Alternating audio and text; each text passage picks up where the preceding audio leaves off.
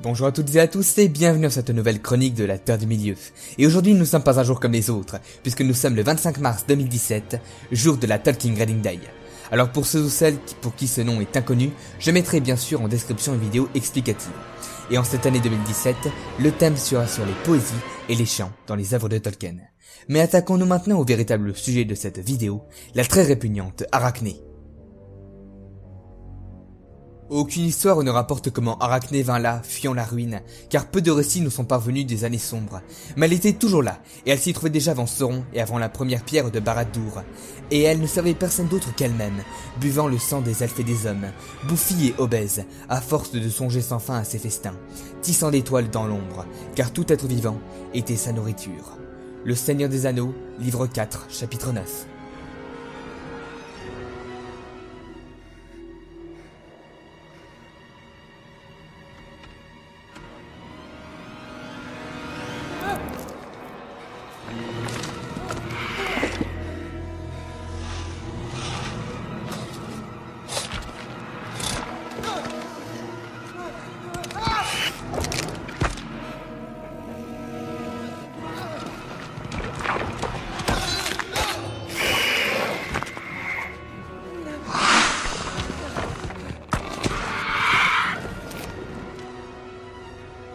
Arachné, ou Aragne, dans les nouvelles traductions, était une araignée géante vivant dans l'Épelle d'Uat, aussi nommée les Monts de l'Ombre, qui constituaient la frontière sud-ouest du Mordor.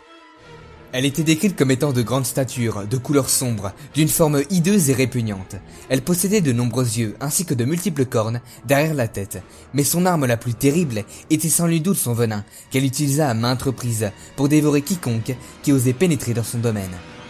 Elle était l'une des filles d'Ungoliant, qui était la plus grande et la plus terrible araignée qui vécut sur Arda. C'est cette dernière qui est à l'origine de la destruction des deux arbres de Valinor. On estime que Arachné vit le jour au premier âge de la Terre du Milieu, dans la vallée de Naan Dog-Orteb, au nord de la forêt de Doriath, en Beleriand. C'était là que Ungoliant s'était réfugié, après avoir affronté les Balrogs de Morgoth. Lors de la submersion du Beleriand, à la fin du premier âge, la totalité de ses serres, ou presque, furent anéanties. Arachné, quant à elle, se dirigea vers l'est, traversant l'Ariador et la contrée sauvage, et échappa ainsi au cataclysme. Durant le deuxième âge de la Terre du Milieu, elle s'installa dans le col de Cyrdaingol, dans les monts de l'Ombre. De là, sa descendance colonisa tout l'Épelle d'Uat, puis la Forêt Noire.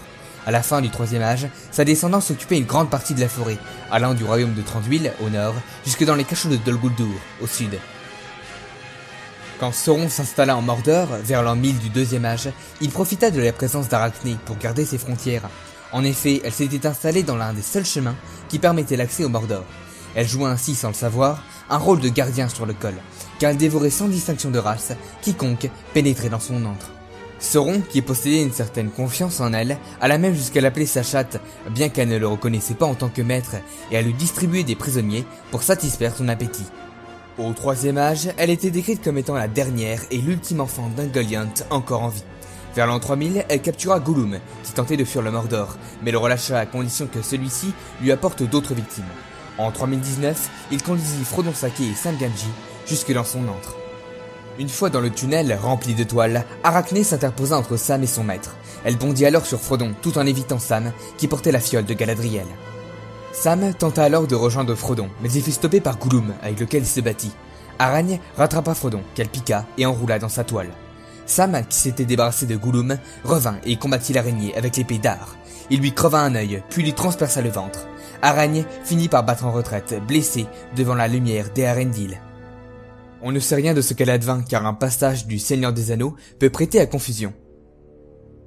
L'histoire ne dit pas si elle resta longtemps dans son antre, soignant sa malignité et sa misère, ou si, au cours de longues années de ténèbres, elle se guérit de l'intérieur, reconstituant ses yeux en grappe, jusqu'à ce que, poussée par une faim mortelle, elle tissa de nouveau ses terribles filets dans les ravins des monts de l'Ombre.